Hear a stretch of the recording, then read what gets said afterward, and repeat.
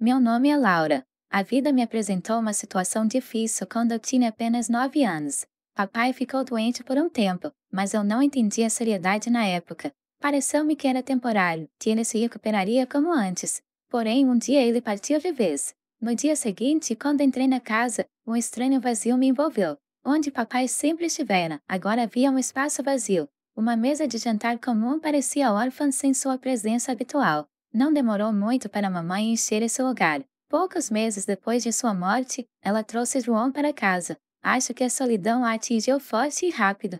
Juan entrou em nossa casa como se este lugar lhe pertencesse desde o início. Ficou imediatamente claro que ele não queria que eu fizesse parte dessa nova vida. Nos conhecemos no dia em que ele se mudou. Mamãe nos apresentou e seu olhar, frio e distante, pareceu me penetrar. Esta é Laura, minha filha, disse a mãe. Ele apenas assentiu, não se dignando a sorrir para mim, e depois se virou para ela. Sarah, podemos falar sobre as condições de vida? O que é? Ele perguntou, como se eu fosse algo sem importância. Depois senti um arrepio. Sua mão tocou levemente os ombros de minha mãe e a partir desse toque, me senti um estranho em minha própria casa. Juan começou a definir as regras para tudo. Ele observava cada movimento meu, lembrando-me que eu não tinha mais direito ao meu canto. Não deixe suas coisas na sala de estar, dizia ele quando meus livros ou brinquedos acidentalmente acabavam fora do lugar. Coma mais rápido e mais silencioso, acrescentou enquanto nos sentávamos no jantar. Suas exigências eram intocáveis, mas mamãe apenas acenou com a cabeça a tempo de suas palavras, como se tivesse se rendido à sua vontade. Seus olhos estavam vazios, ou talvez apenas cansados. Uma noite no jantar aconteceu algo que mudou tudo. Toquei acidentalmente em um copo de água e ele tombou, derramando água direto no Juan. Eu congelei, sentindo o calor subir para o meu rosto. Juan deu um pulo, sua voz era áspera e rude. Criança desajeitada, você não pode fazer nada direito. Pedi desculpas, minha voz tremeu. Sinto muito, João, foi só um acidente. Mas um pedido de desculpas não poderia consertar nada. Mamãe sentou-se em silêncio, enxugando a boca com um guardanapo, como se não percebesse o que estava acontecendo. Olhei para ela, esperando que ela dissesse uma palavra em minha defesa. Mas a noite passou e o silêncio permaneceu sua resposta. Ouvi brigas vindo do quarto deles à noite. A voz de João era alta e raivosa. Sarah, seu filho precisa entrar em forma. Não vou viver no caos só porque você está acostumado. A resposta da mamãe foi fraca, quase imperceptível. João, por favor, ela é apenas uma criança, ela ainda está se ajustando. João me queria fora do caminho, e mamãe não brigou muito com a ideia. Os meses seguintes se passaram à sombra de suas queixas irritadas, que se transformaram em um fundo diário, como uma trilha sonora imutável. O silêncio da mamãe ficava cada dia mais difícil. Andei pela casa como se estivesse em uma casca de ovo, tentando não fazer muito barulho, embora seja impossível desaparecer em sua própria casa, especialmente quando você tem apenas 9 anos de idade. Até uma criança nessa idade entende que a vida está ficando mais difícil. Quando minha mãe anunciou que estava esperando um bebê, parecia que Juan simplesmente tolerava minha existência, e a notícia da gravidez não despertou nele o menor entusiasmo. Seu silêncio parecia durar para sempre antes que ele dissesse secamente: bem, isso é simplesmente maravilhoso, Sarah. Exatamente o que precisamos. O tom dele estava atado ao sarcasmo. Mamãe tentou sorrir, embora seu sorriso parecesse forçado. É uma bênção, João, disse ela baixinho. Você vai ver. Este será um novo começo para nós. Naquele momento, senti uma mistura de excitação e medo. O pensamento de um irmãozinho ou irmãzinha parecia um sonho, algo que poderia iluminar os dias cinzentos, mas as mudanças de humor de João me fizeram duvidar. O tempo passou e finalmente nasceu uma menina que se chamava Ana. Eu estava na lua de felicidade. Quando a vi pela primeira vez minúscula, enrolada em um cobertor rosa, meu coração simplesmente derreteu. Naquele momento, pensei que talvez a aparência dela mudasse tudo. Segurando-a em meus braços, senti a magia dessa nova vida, como se estivesse me tornando parte de algo maior. Ei, Ana, sussurrei, sou sua irmã mais velha, Laura. Vou cuidar de você, prometo, aconteça o que acontecer. Mas a magia não durou muito. O retorno de Ana para casa mudou a dinâmica da família. João ficou ainda mais irritado, principalmente com o dinheiro. Uma noite, uma semana depois que Ana voltou para casa, ouviu conversando com minha mãe na cozinha. Sua voz era áspera, fria. É toda uma despesa extra, Sarah. Fórmula, fraldas, sabe Deus o que mais. E a Laura? Ela nem é minha, e eu estou pagando por ela também. A voz da mãe era quase inaudível. João, por favor, ela ainda é uma criança. A gente dá conta de tudo, vai dar tudo certo. Mas João persistiu. Não se trata apenas de lidar com isso, Sarah, mas também de prioridades. Precisamos pensar na nossa família. Sobre uma família de verdade. Essas palavras me perfuraram como um golpe gelado. Entendi que não fazia parte da família real de que ele falava. Caí na parede ao lado da porta, abraçando os joelhos, tentando conter as lágrimas. A gota de água foi a conversa que aconteceu pouco depois. Juana sentou na sala, seu rosto estava sério e seus olhos evitavam encontrar os meus. Sarah, disse ele, precisamos pensar no futuro. Laura está envelhecendo e os custos para ela estão se acumulando. Talvez esteja na hora de ela ir morar com a tia Camila. Senti meu interior apertar. Mamãe me olhou com olhos tristes. Laura, querida, talvez não seja tão ruim assim. Tia Camila tem uma bela casa e você será atendida. Mas eu não podia aceitar. Mãe, sussurrei, não quero ir embora. Quero ficar aqui com você e Ana. Houve um silêncio pesado na sala. João finalmente falou, sua voz fria e definitiva, está decidido. Depois ligo para Camila de manhã. Morar com a tia Camila foi como entrar em um mundo completamente diferente. Sua casa era grande, limpa e sempre tranquila. Sossego demais para meu conforto. No primeiro dia da minha chegada, tia Camila estabeleceu suas próprias regras, como se estivesse assinando um tratado de paz comigo depois de uma longa e invisível guerra. Ela falou como se eu já tivesse violado todos os limites possíveis. Você vai seguir as minhas regras, Laura. Sem bobagens, sem bagunça, sem brigas, disse ela, me conduzindo por um corredor frio até o que deveria ser meu quarto. O quarto era desprovido de calor, com paredes vazias e uma cama de solteiro no canto. Não estava em casa, e eu a sentia apenas de exaustão, exausta demais para objetar. A lição de casa é logo depois da escola, o jantar é na hora e as luzes devem estar apagadas às 9. Não vou tolerar preguiça ou descuido, continuou tia Camila com a voz firme, como se eu fosse um soldado sob suas ordens. Sim, tia Camila, respondi, tentando pronunciar as palavras alto o suficiente para não incomodá-la, mas não o suficiente para atrair minha resistência interior. Os dias se fundiram em um fluxo monótono e incessante de regras e obrigações, tão frias e implacáveis quanto a própria Camila. Não havia espaço para a menor fraqueza em seu mundo. Todos os dias era uma batalha por uma boa nota, pela ordem na sala, pelos trabalhos de casa concluídos a tempo. Mas mesmo quando tentei o meu melhor, ficando de 4 em vez de 5, tia Camila não perdeu a oportunidade de picar. Você pode fazer melhor, Laura. Sua preguiça não vai passar por aqui. Essas palavras picaram mais do que qualquer punição, porque passei horas debruçado sobre livros didáticos, tentando provar que eu poderia ser digno de sua aprovação. Mas o mais difícil para mim não foi tanto a insatisfação constante dela, mas a lembrança de que minha própria mãe resolveu me mandar para cá. Se eu ousasse objetar de alguma forma, tia Camila retrucaria imediatamente. Não é à toa que sua mãe te mandou aqui. Você precisa de disciplina, Laura, e você vai conseguir aqui. Essas palavras causavam uma dor insuportável todas as vezes, me fazendo sentir desnecessária, como se eu fosse um problema do qual minha mãe tivesse que se livrar. Dia após dia, sentia cada vez mais como essa ferida se aprofundava e meu coração congelava. Aprendi a manter a cabeça baixa, a fazer tudo o que a tia Camila dizia e falar apenas quando era necessário. Não havia lugar para reclamar ou chorar na casa dela, e aos poucos fui me acostumando a ficar sozinha. Com o tempo, comecei a encontrar consolo no silêncio e não ser notado. Era melhor não ser um problema nesta casa. A vida com tia Camila era como uma luta constante pelo ar, pela liberdade, pelo direito de apenas ser. Mas a cada dia sentia mais saudades da minha mãe, apesar de ela me deixar ir com tanta facilidade, quase sem resistência. Um dia, a saudade se tornou insuportável demais. Eu sabia que a tia Camila tinha ido ao seu clube de bridge, e eu tinha algumas horas antes que ela voltasse. Seu telefone estava sempre no balcão da cozinha, carregando ao lado de uma tigela de frutas. Hesitei antes de atender o telefone. Ao discar o número da minha mãe, senti meus músculos trabalhando automaticamente, como se a memória dele tivesse sido costurada em mim como algo indestrutível. Meu coração batia forte quando o telefone tocou 1, 2, 3 vezes. E então sua voz soou. Olá, mãe, sou eu, Laura, sussurrei, sentindo tudo dentro congelar em antecipação.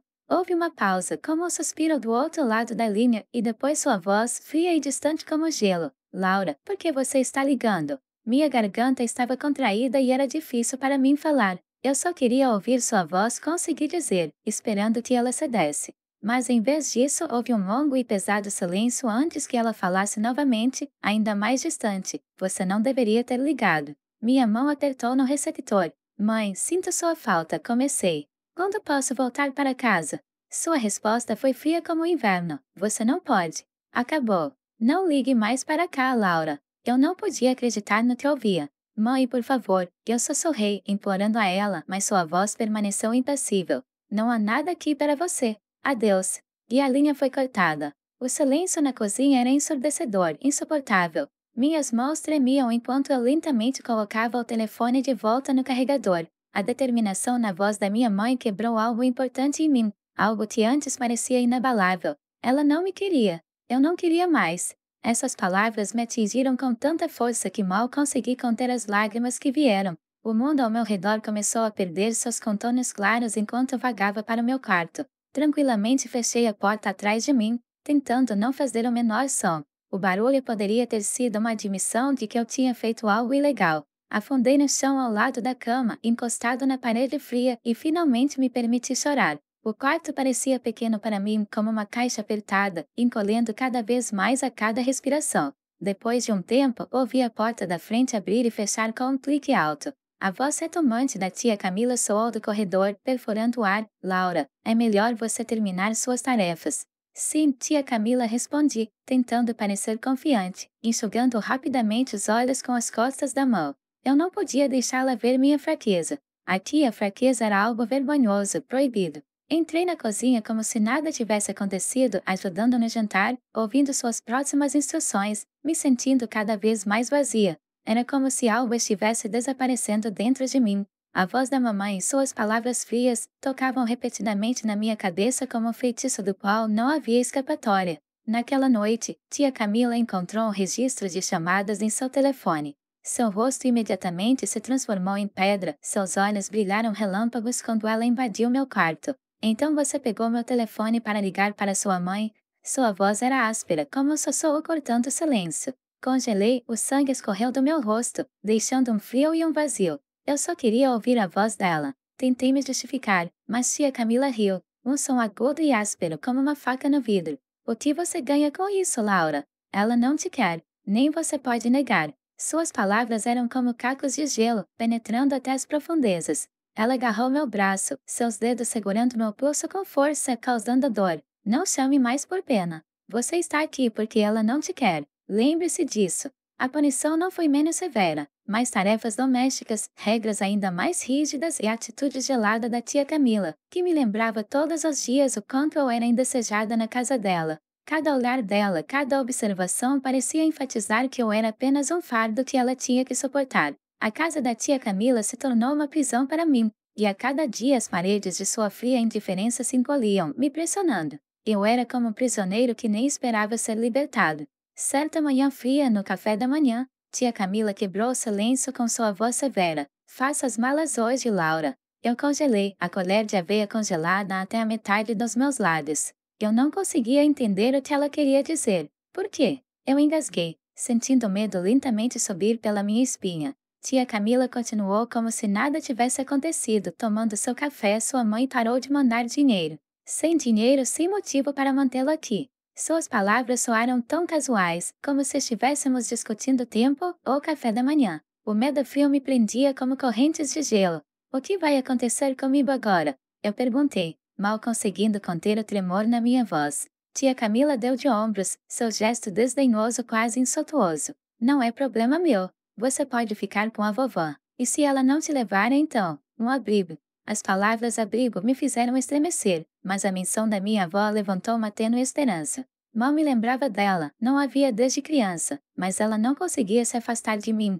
Ou poderia. Arrumar as malas foi uma experiência surreal. Parecia que eu não estava colocando coisas nela, mas camadas da minha vida perdidas nesta casa. Cada item era uma lembrança do tempo que passei na casa da tia Camila e do vazio que ficou depois. Dirigimos até a casa da vovó em silêncio, quebrado apenas pelo zumbido do motor. Sua casa era modesta, bem menor e mais confortável do que a imponente e fria moradia da tia Camila. Vovó estava parada na entrada. Seu rosto era ilegível, seus olhos me estudavam, como se ela estivesse tentando reconhecer algo em mim que há muito havia sido esquecido. Esta é Laura, sua neta, disse tia Camila sem qualquer educação. Não consigo mais segurá-la, Sara parou de mandar dinheiro. Vovó me olhou por muito tempo e com atenção, mas não havia maldade em seu olhar. Entendo, ela respondeu baixinho e fez sinal para que eu entrasse. Tia Camila não ficou muito tempo. Com um breve aceno de cabeça como se aliviada de um fardo, ela saiu tão facilmente quanto uma vez se livrou de mim. A casa da vovó era quentinha e aconchegante.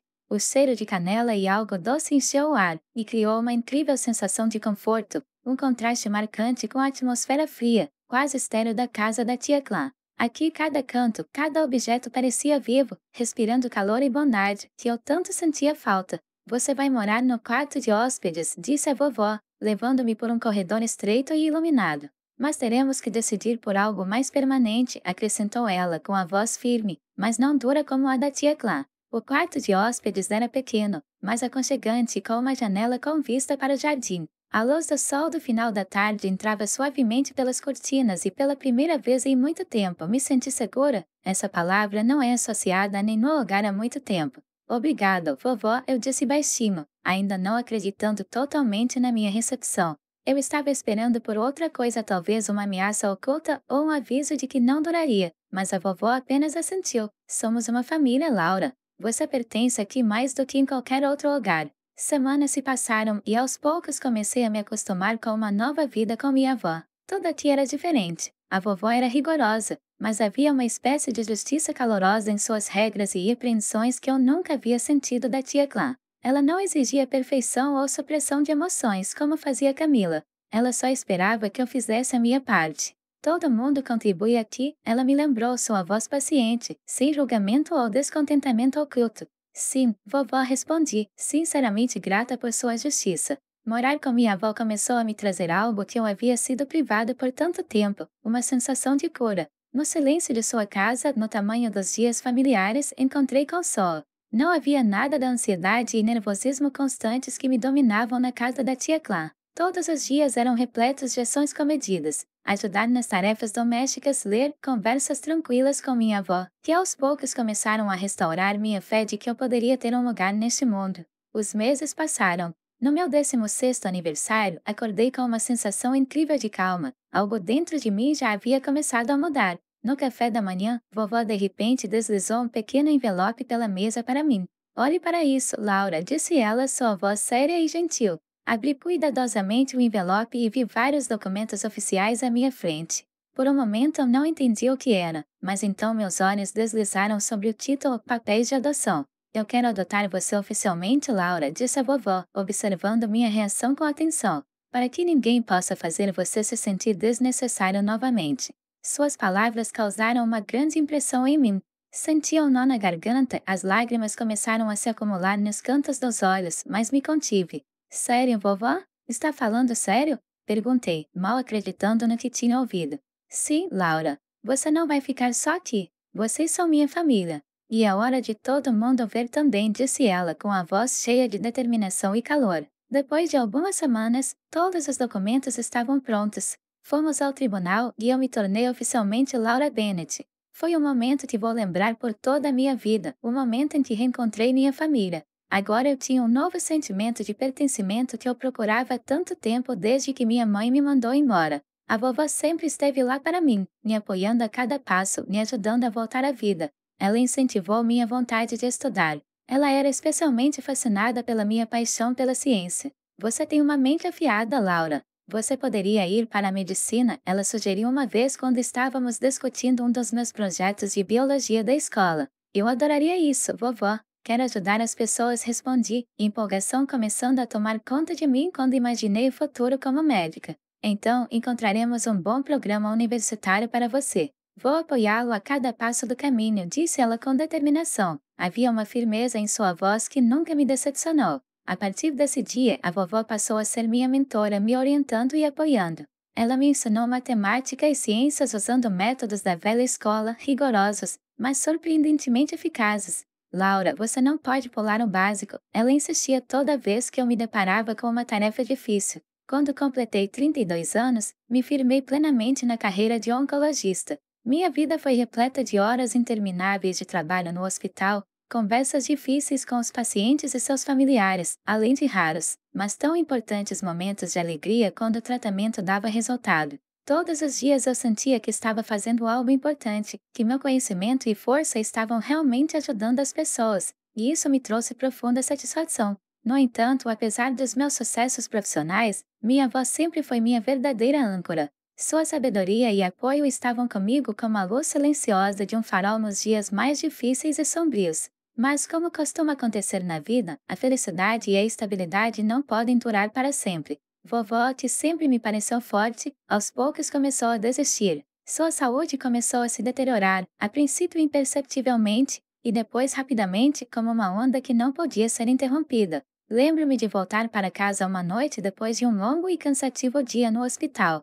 A vovó estava sentada em sua poltrona favorita perto da janela, onde adorava passar as noites observando o jardim, por mais cinza ou brilhante que fosse o dia. Seus olhos estavam focados em algum lugar distante, e quando ela me chamou, sua voz era tão calma quanto o vento. Laura, sente-se um pouco comigo, disse ela, dando tapinhas na cadeira ao lado dela. Sentei-me, pegando sua frágil mão na minha. Sua pele era como um pergaminho fino, quase transparente, e me pareceu que um movimento estranho poderia machucá-la. Senti que algo estava mudando, algo que eu não conseguia controlar. Vovó não ia a rodeios. Ela tinha sido assim a vida toda, direta e honesta, e isso tornava suas palavras ainda mais difíceis. Os médicos dizem que não temos muito tempo, disse ela. Essas palavras me atingiram no peito como um martelo. Senti o nó subir na garganta, meus olhos se encheram de lágrimas, mas minha avó, percebendo isso, apenas apertou o aperto na minha mão. Lágrimas não são necessárias, Laura. Precisamos resolver algumas coisas importantes.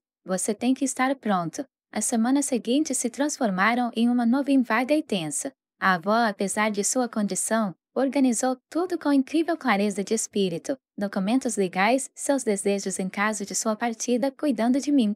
Ela queria que tudo corresse bem para que eu não tivesse problemas depois da morte dela. Costumávamos conversar à noite quando eu chegava do hospital. Sua voz estava ficando mais fraca, mas seu espírito permaneceu o mesmo, inflexível. O fim veio tranquilamente, assim como a vovó queria. Ela saiu dormindo em sua poltrona favorita, cercada pelo mundo que ela mesma criou, sua casa que se tornou minha família. O vazio que ela deixou era palpável. A casa, sempre cheia de sua presença tranquila, agora parecia grande demais e vazia demais. Os preparativos para o funeral provaram ser uma provação difícil. Eu me sentia perdida, mas mesmo assim assumi a responsabilidade de colocar tudo em ordem. Vasculhei sua antiga agenda de endereços, liguei para parentes distantes e amigos de quem ela já foi próxima. As respostas foram educadas, mas sem vida. Poucos decidiram vir. Partiu meu coração não só pela perda da minha avó, mas também pela constatação de como nossas despedidas podem ser solitárias. No dia do funeral, fiquei na capela quase vazia, sentindo-me estranhamente distante, como se tudo o que estava acontecendo não me preocupasse. O padre dizia algo sobre a vida e a herança, mas suas palavras pareciam distantes, como se viessem através de uma névoa densa. Depois do funeral, fiquei vários dias numa espécie de esquecimento, tentando não sentir a dor aguda da perda, fazendo coisas rotineiras. Mas a calma após o funeral foi enganosa. Não demorou muito para que o passado, que eu vinha tentando esquecer há muito tempo, batesse à minha porta. Eu nunca teria pensado que os veria novamente, mas um dia minha mãe, meu padrasto e sua filha, minha meia-irmã, que agora tinha 20 anos, apareceram na minha porta. Eles apareceram inesperadamente, sem aviso, como se aqueles longos anos de separação não tivessem acontecido. Minha mãe, como sempre, não perdia tempo com conversas vazias. Laura, você tem que dividir a herança que sua avó lhe deixou, exigiu, com um tom cheio de arrogância, como se tivesse o direito de fazê-lo. Olhei para ela com descrença misturada com raiva que ardia em algum lugar dentro de mim há muito tempo. Você me deixou, respondi calmamente, mal contendo minhas emoções. Você decidiu que eu era um fardo quando tinha 12 anos. Lembra? E agora você acha que pode vir e exigir alguma coisa? Minha mãe parecia atordoada com minhas palavras, seu rosto contorcido em uma careta que me parecia familiar e estranha. Menina ingrata, murmurou ela, sem esconder o desprezo. Você está rico agora. Você é um médico de sucesso com uma herança que também pertence a nós. Eu ri e foi uma risada amarga, cheia de dor que se acumulou ao longo dos anos. Vovó me adotou, mamãe, e eu disse com firmeza. De acordo com a lei, você não é ninguém para mim. E suas afirmações são ridículas. Minha mãe parecia chocada, como se realmente não esperasse ouvir essas palavras. Quando eles saíram, eu bati a porta atrás deles, e o clique da fechadura soou extremamente agradável, como se incorporasse o acorde final em um drama prolongado. De pé de costas para a porta, respirei fundo, sentindo o peso lentamente se instalando em meus ombros. Uma mistura de alívio e renovada determinação me dominou, e percebi que este não era apenas o fim do conflito com as pessoas que antes eram chamadas de minha família. Foi mais do que isso. Foi a ruptura final com o passado, que eu não havia escolhido, mas que fazia parte da minha vida há tanto tempo. Alguns dias depois da primeira visita deles, eu estava no trabalho quando minha vizinha Marta me ligou. Ela era uma mulher de meia idade, sempre ficava de olho em tudo que acontecia na região, e era conhecida por sua gentileza. Laura, parece que sua família está de volta em sua casa, disse ela com preocupação em sua voz. Eles trazem móveis. Eles parecem estar se mudando ou algo assim. Meu coração pulou uma batida e uma onda fria de horror varreu meu corpo. Saí rapidamente do hospital, sem saber o que pensar. Quando entrei na garagem, vendo o carro deles estacionado em frente à casa, meu estômago girou. Mil pensamentos pululavam em minha cabeça. Como poderiam invadir minha vida novamente? Por que sentiram que tinham direito a algo que não lhes pertencia? Entrei na casa e encontrei minha mãe, padrasto e meia-irmã desembalando caixas na sala como se fossem donas do lugar. O que você está fazendo? Eu exigi, tentando manter minha voz firme, mesmo que eu estivesse fervendo de raiva por dentro. Minha mãe se virou para mim com uma expressão de surpresa fingida no rosto. Oh, Laura, estamos apenas nos acomodando, disse ela com um sorriso apertado. Afinal, isso é propriedade da família. Eu congelei, tentando entender as palavras dela. Não, não é assim, cerrei os punhos, sentindo a raiva se aproximando cada vez mais. Esta é a minha casa. Legalmente foi deixado para mim pela minha avó. Você precisa sair agora. Meu padrasto deu um passo à frente com um sorriso, sua grande figura pairando sobre mim. Você não pode simplesmente nos expulsar, Laura, disse ele, com a voz misturada com uma calma sarcástica. Somos uma família. Merecemos nossa parte nesta casa. Senti uma onda de raiva crescendo dentro de mim, tão forte que minhas mãos tremiam. Você não é uma família para mim há mais de 20 anos, respondi bruscamente, olhando diretamente em seus olhos. Você não pode simplesmente vir aqui e alegar que está devendo algo. Esta casa me pertence somente a mim. Minha meia-irmã, que estava assistindo silenciosamente do lado de fora, finalmente falou. Sua voz era suave, até lisonjeira. Vamos lá, Laura, não seja tão sem coração. Só estamos pedindo o que é justo. Suas palavras soaram tão hipócritas que eu não pude deixar de rir, amargo duro, cheio de desprezo. Isso é justo? Minha voz tremia de indignação. O que é justo em abandonar uma criança? O que é justo em aparecer apenas quando você acha que eles têm dinheiro? Seus rostos se contorceram em caretas, mas nenhum deles encontrou nada a dizer. Eles apenas franziram a testa, murmurando para si mesmos, claramente não esperando tal reação. Vou chamar a polícia, disse com firmeza, tirando o celular do bolso. Minha mãe, como que revivida do choque, correu para mim, tentando me impedir. Você vai se arrepender disso, Laura, ela sibilou, apertando meu pulso. Seus olhos ardiam de malícia, tão familiares e ainda tão distantes. Lamento conhecê-la todos esses anos, respondi, libertando minha mão de seu aperto e discando decisivamente 911. A polícia chegou rapidamente. Os policiais foram educados, mas firmes. Mostrei a eles todos os documentos legais confirmando meu direito à casa. Um dos policiais virou-se para minha mãe e meu padrasto, e suas palavras soaram como uma frase: você precisa ir embora. Esta propriedade não lhe pertence.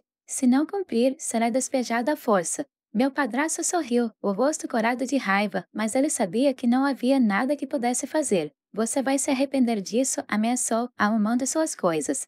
Minha mãe apenas assentiu severamente, claramente tendo perdido essa batalha. Ah, mas sou eu, respondi, com a voz fria e definitiva. Observei eles arrumarem suas coisas e saírem de casa sem se virar. Quando acabou, andei pela casa. Cada quarto me lembrava minha avó. Em cada canto vi vestígios de sua vida, de seu cuidado, de seu amor. Esta era sua casa, o seu mundo, que ela havia criado e que agora me entregou. De pé junto à janela, onde ela gostava tanto de sentar, fiz uma promessa a mim mesma.